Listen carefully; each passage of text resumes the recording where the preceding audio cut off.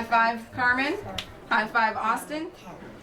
Braden. The hardest thing about teaching is getting everybody on board, parents and the kids, and motivating, and with technology changing all the time, it's hard to stay on top of everything.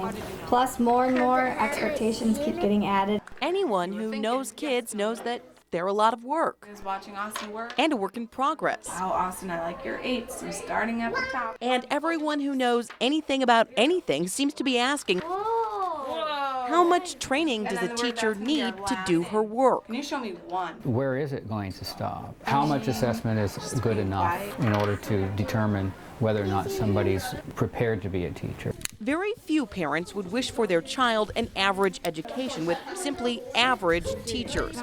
We want top quality educators, but will we be willing to pay top dollar? It's an interesting conundrum because when we do our family surveys and when we survey our students about their experiences in our school district, they tell us that the number one thing that they, value is the kindness and the caring of the teachers and the teachers' dedication to their students. I think that speaks to the value that the community places on teaching, but there is a financial component to this. We all want the best possible education system for our students. And you're just doing the what? Yep, there you go. The difficult thing is we're having fewer and fewer resources to do that. The National Education Association ranked Wisconsin 21st in the U.S. in average teacher salary, $2,000 less than the national average. Everyone we spoke with claimed that there are fewer teachers available for hire. That's meant qualified candidates are in high demand, and school districts are left to outbid one another. We have had teachers who have left us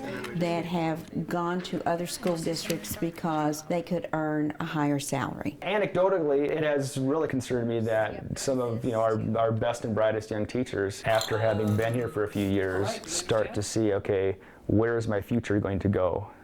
And they don't like what they see. At least on this side of the St. Croix. If you have a winning team, but you lose your best player, and then the next best player, and then the next, don't you end up with an entirely different team? A couple years ago, we had a wonderful teacher who would be that person that should have that bright future in our district. She was everything you wanted as a classroom teacher. She was also single and only 3 years in. And she decided, after looking into it, by going to Minnesota, she got somewhere around a $6,000 to $9,000 pay increase just that first year, let alone compounding every year after that. The superintendent of a Western Wisconsin school district who did not want to be named told us that sounds much too familiar. She claims there are higher salaries in Minnesota, in some areas significantly higher. And what we have experienced is that Wisconsin teachers are being heavily recruited by Minnesota. Take a look at this stark example. An 8th grade teacher in Wisconsin, 16 years of experience with a master's degree,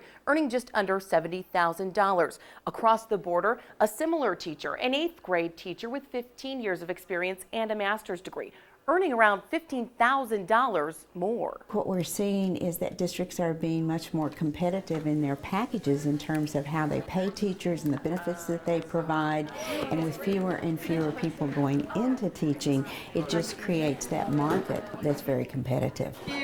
Across western Wisconsin this fall, folders and notebooks weren't the only thing shiny and new in classrooms. Over 50 brand new teachers enlisted in the Eau Claire School District. Go. We did have to start the school year without a couple of positions, a couple of literacy coaches and a tech ed teacher. And those are two areas that are very, very difficult to fill. According to the National Center for Teacher Quality, there has been little done to recruit and retain the best and brightest Wisconsin teachers. We're the top 4th as far as compensation. We're still holding on in that top 5 as far as performance. That word performance is a bit of a sticking point, actually. Wisconsin is one of 26 states that does not support performance pay. And so you could also look at it very much that our performance is exceeding our compensation. And as this continues to go down, how long can we continue to keep this? Maybe that's not a priority of our citizens of our state. Educators in Wisconsin are currently paid under a single salary schedule, meaning salary increases are tied to a teacher's years of experience and number of college credits and degrees. I think as states, we need to look at, as a long-term situation, what do we want our education system look like. The Consortium for Policy and Research in Education at UW-Madison points out this salary schedule looks much like it did when it was introduced in the late 1920s. Not only are we trying to keep the lights on in the first place, but we're also trying to figure out how can we convince that bright young talent or that quality individual who's been doing this for 10 or 15 or 20 years to stay if we can't compensate them. Critics agree that a one-size-fits-all approach to teacher pay is unreasonable and that the current scale rewards everyone a bit too equally.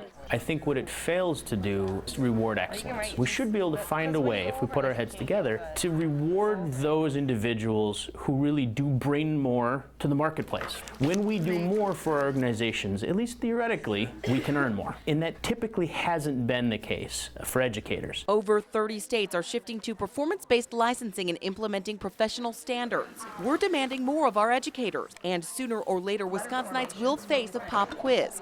Is it time to pay teachers more? Everyone would love to have more money to pay those public servants that are teaching our children. It's really a matter of, do we have the money in the coffers to do so? Even at 6 years old, we know a great teacher, a caring attitude, a love of learning, enthusiasm, knowledge of the subject matter, a desire to make a difference.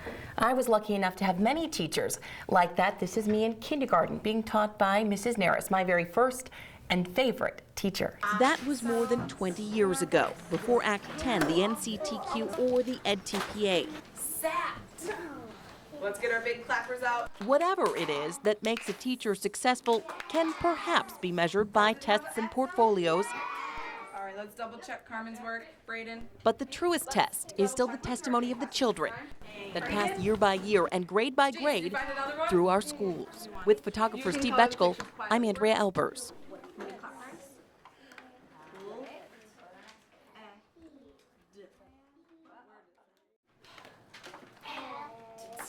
Does it have a short E?